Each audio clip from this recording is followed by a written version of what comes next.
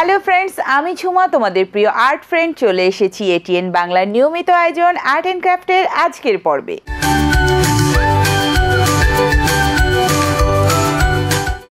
Friends, দারুণ সব creative art ও craft ideas সহ বিশেষ জ্ঞান অর্জনে পুরো পর্ব জুড়ে তোমাদের জন্য থাকছে কালচারাল নলেজ।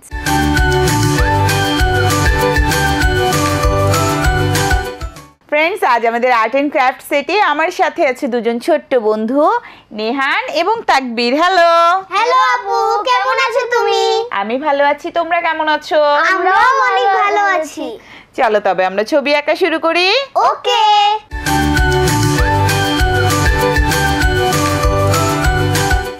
ফ্রেন্ডস, শুরু করছি আর্ট অ্যান্ড ক্রাফটের first segment, art lesson. Art লেসনে আজকে আমরা শিখবো লেবু আঁকা।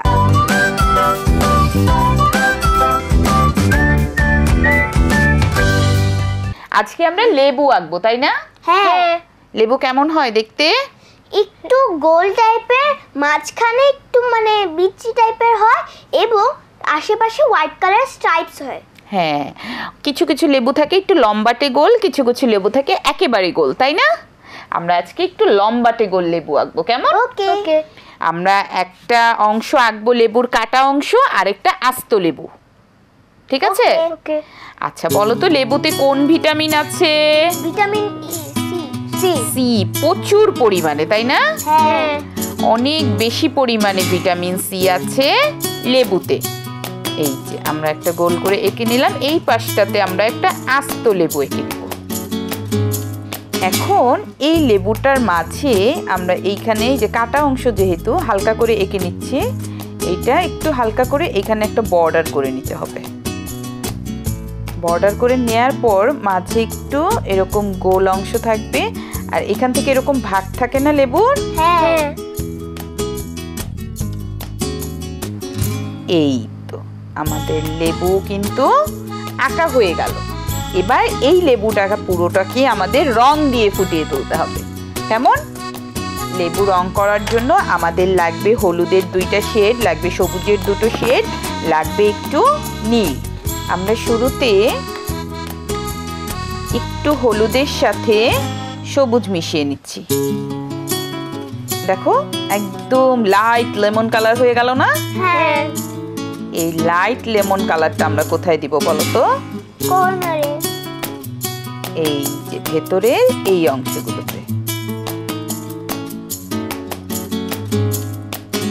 হলুদ আর সবুজ মিশিয়ে এরকম একটা কালার আমরা লেবুর ভেতরের একটা বেস কালার দিয়ে নিব। আর এই জায়গাটাতে একদম হাইলাইট পড়ে যে জায়গাটাতে, সেই জায়গাটাতে আমরা এরকম করে দিয়ে নিতে পারি।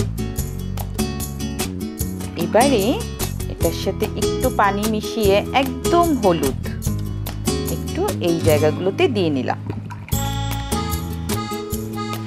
এবারে এটার সাথে আরেকটু সবুজ মিশিয়ে লেমনটাকে একটু গাঢ় করে নিলাম।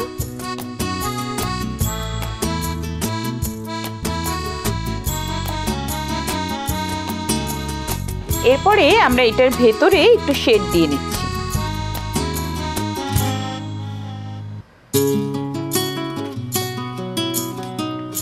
লেবু কাটলে এরকম হয় না? হ্যাঁ।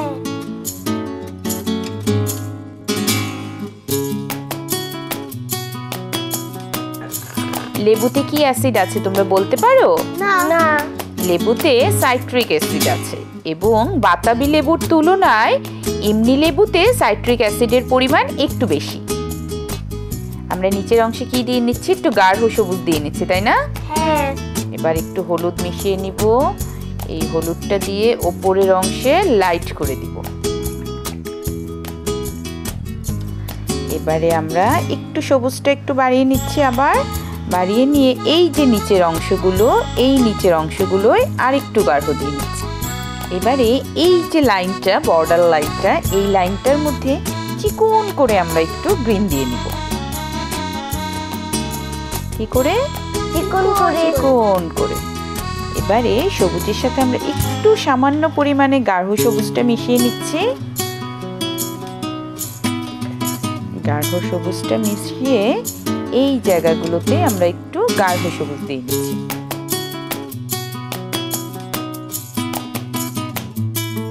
আমরা একটু সামান্য নীল নিয়ে নিব। নীল নিলে কি হয় বলো তো, সবুজটা আরো গাঢ় হয়। আমাদের বাসায় না লেবু গাছ আছে। সত্যি? হ্যাঁ।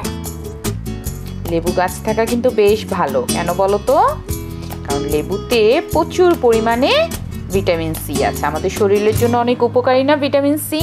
হ্যাঁ। কাঁটা লেবুর মধ্যে আমরা একটু বর্ডার দিয়ে দিচ্ছি কোথাও কোথাও। এই যে লেবু, এই লেবু পাতাও কিন্তু অনেক উপকারী, জানো তোমরা? হ্যাঁ, আম্মু বেশিরভাগ খাবারে লেবু পাতা দিয়ে রান্না করে। হ্যাঁ, লেবু পাতা কিন্তু কিছু কিছু খাবার এবং বিশেষ করে চায়ে দিলে খুব সুন্দর একটা ঘ্রাণ আসে। হ্যাঁ। লেবু চাও কিন্তু খেতে বেশ সুস্বাদু, তাই না? হ্যাঁ। এই লেবু আর কিসে কিসে ব্যবহার হয় বলো তো? বিভিন্ন ধরনের কোমল পানীয়, শরবত, জুস, সকল ক্ষেত্রে কিন্তু এই লেবু ব্যবহৃত হয়, তাই না? হ্যাঁ, আবার মাঝে মাঝে রং চাও দেয়। হ্যাঁ। আপু, তুমি কি জানো আমি যখন ভাত খাই তখন আমার আম্মু এটার মধ্যে লেবু দিয়ে দেয়? হ্যাঁ, এটা তো খুবই ভালো। লেবু খাওয়ার অভ্যাস করা কিন্তু আমাদের স্বাস্থ্যের জন্য অনেক উপকারী। এই যে সাইট্রিক অ্যাসিড, এই অ্যাসিডের জন্যই কিন্তু লেবুর স্বাদটা টক। হ্যাঁ। এবারে আমরা নিচের দিকটা আরো গাঢ় করে দিব নীল মিশিয়ে। এখানে কিন্তু আমরা দুটো লেবু এঁকেছি, তাই না? হ্যাঁ। বোঝা যাচ্ছে? হ্যাঁ। একটা এমনি লেবু আর একটা অর্ধেক কাঁচা লেবু। অর্ধেক কাঁটা লেবু।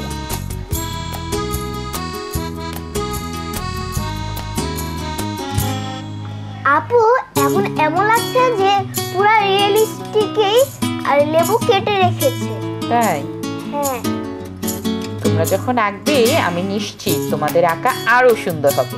শেড দেওয়ার পর তো পুরাই রিয়েলিস্টিক হবে। হ্যাঁ। তোমরা কি জানো, অনেক সময় আমরা খাবার খেতে গেলে বা রান্না করতে গেলে আমাদের জামা কাপড়ে যে হলুদের দাগ লাগে, সেই হলুদের দাগটা যদি আমরা সাবান বা পানি লাগানোর আগেই লেবুর রস লাগাই তাহলে কিন্তু সেই হলুদের দাগ উঠে যায়। হ্যাঁ, আমার একটা জিন্সে আমার একটি রং লেগেছিল। আচ্ছা। মানে আমি বাইরে একটা রং করতে গিয়েছিলাম, ওই রঙের জন্য আমার জিন্সে রং লেগে গিয়েছিল। তারপর আমার মা লেবু দিয়ে ওই রংটা উঠিয়ে দিল। বাহ, তার মানে তো তুমি জানো। তোমরা কি জানো পৃথিবীতে 30টিরও বেশি জাতের লেবু পাওয়া যায়? হ্যাঁ। হ্যাঁ। আমি জানি। তুমি জানো না? আচ্ছা, কয়েকটা লেবুর নাম জানো? না না। সিডলেস লেবু, বাড়ি লেবু, কাগজি লেবু, বাতাবি লেবু। আমি শুধু দুইটা জানি, কাগজি লেবু আর বাতাবি লেবু।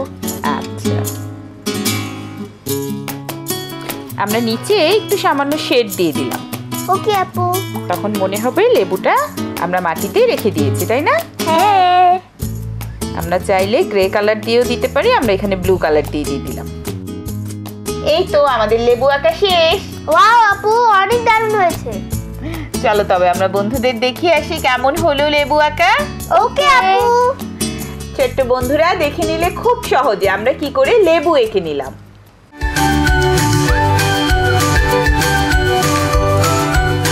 ফ্রেন্ডস, আর্ট অ্যান্ড ক্রাফটের সেকেন্ড সেগমেন্ট ক্রিয়েট ফর ফানে আজকে আমরা তৈরি করব মাছ।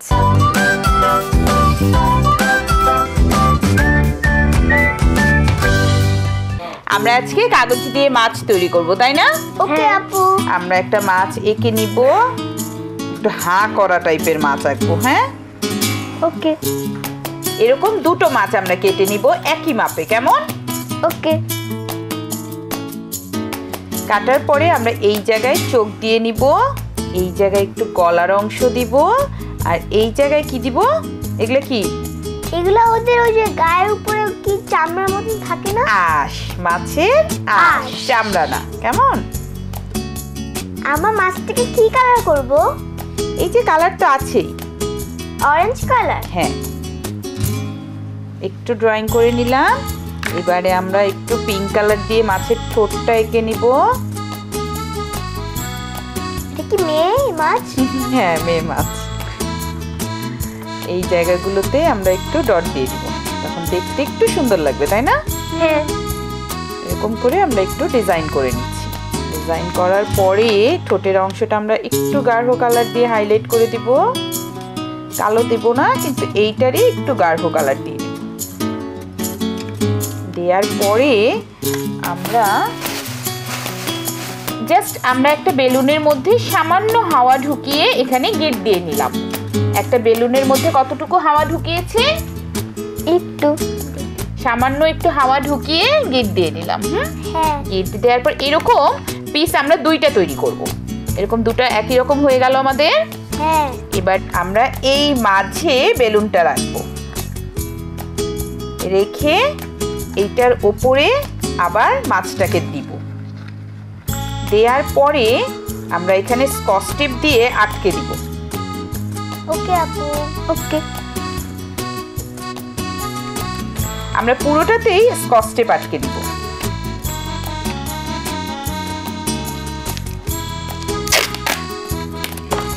লেজেও দিয়ে নিব।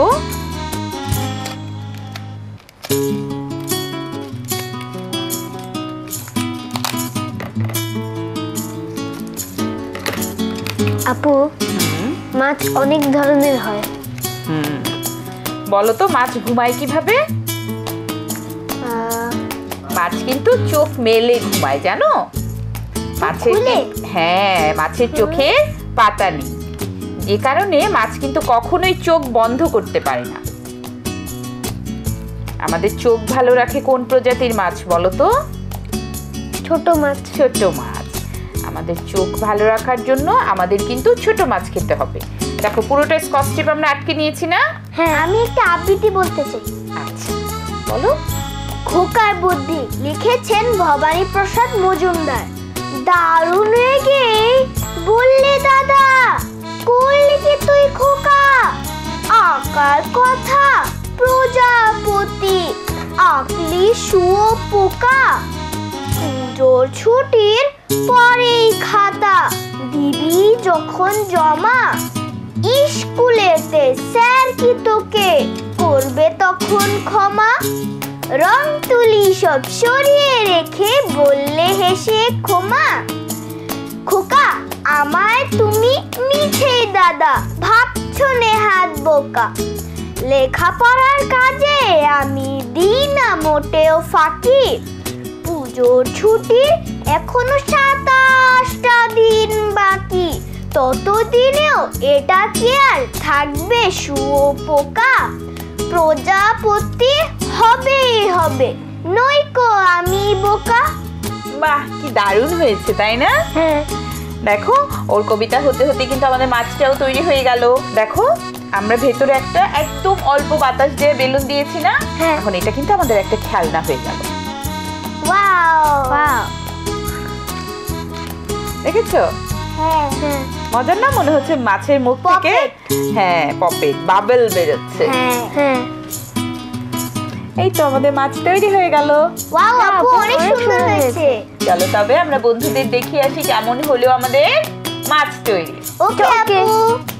ছোট্ট বন্ধুরা দেখে নিলে খুব সহজে কাগজ দিয়ে আমরা কি করে মাছের পপেট তৈরি করে নিলাম।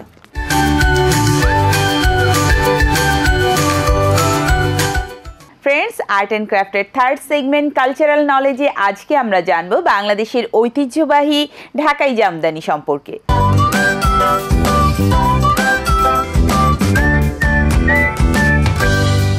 আচ্ছা, তোমরা কি জামদানি চেনো? হ্যাঁ, আমার মায়ের কাছে একটা জামদানি শাড়ি আছে। আমার মার কাছেও। তাই? হ্যাঁ, আমার মনে হয় বাঙালি নারীদের প্রায় অনেকেরই এই জামদানি শাড়ি আছে, এবং জামদানি শাড়ি হিসেবেই বেশি পরিচিত, তাই না?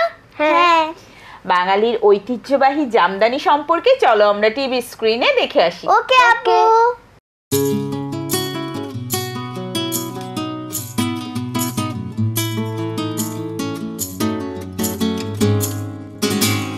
জামদানি হলো কার্পাস তুলা দিয়ে প্রস্তুতকৃত এক ধরনের পরিধেয় বস্ত্র, যা বয়ন পদ্ধতি অনন্য।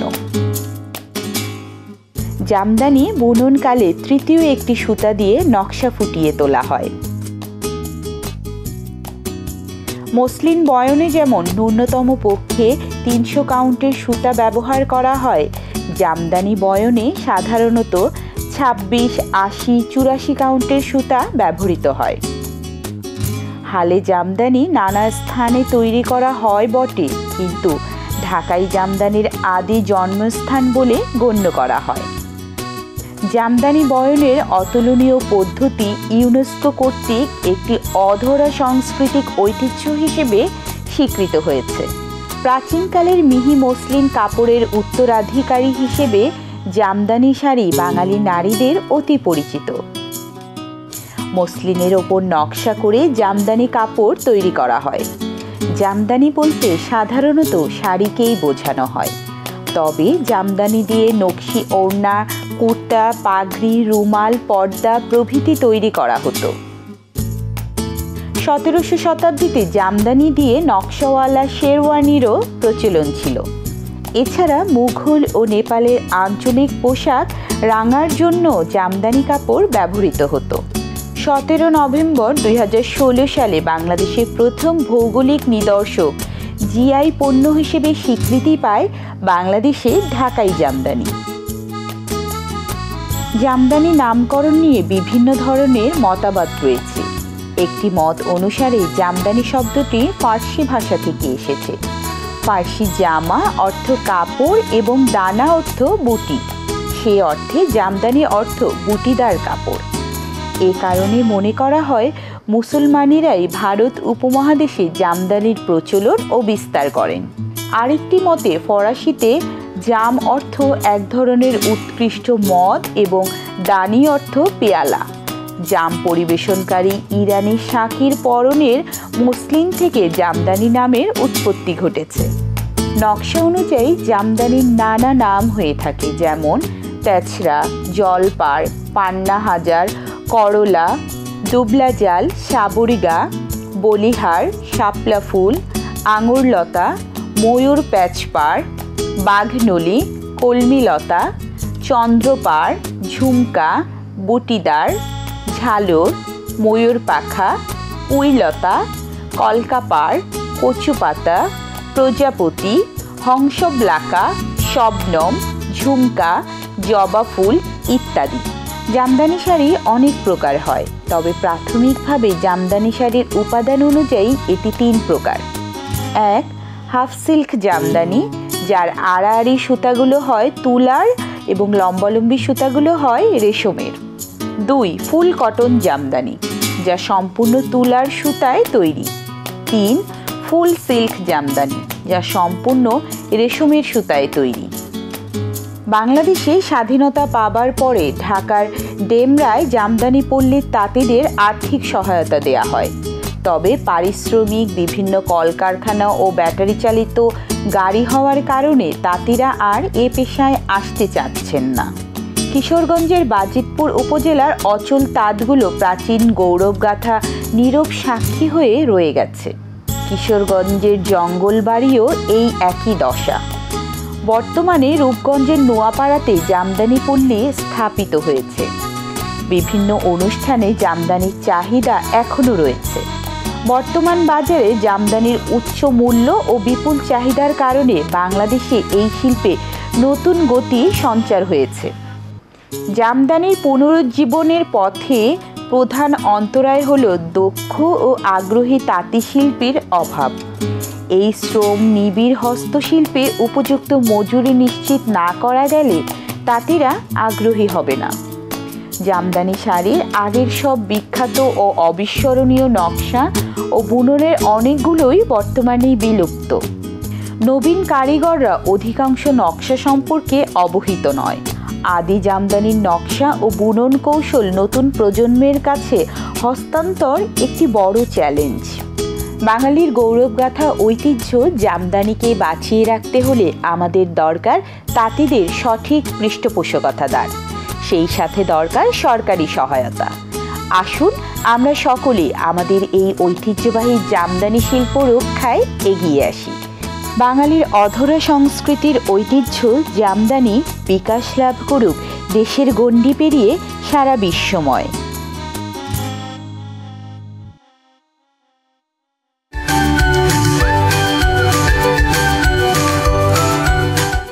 ফ্রেন্ডস, আমাদের আর্ট অ্যান্ড ক্রাফট আজ এখানেই শেষ করছি। আবারও দেখা হবে আগামী পর্বে নতুন সব ক্রিয়েটিভ আর্ট ও ক্রাফট আইডিয়াস এবং কালচারাল নলেজ নিয়ে। সেই পর্যন্ত সবাই ভালো থেকো, সুস্থ থেকো, দেশকে ভালোবেসো। বাই।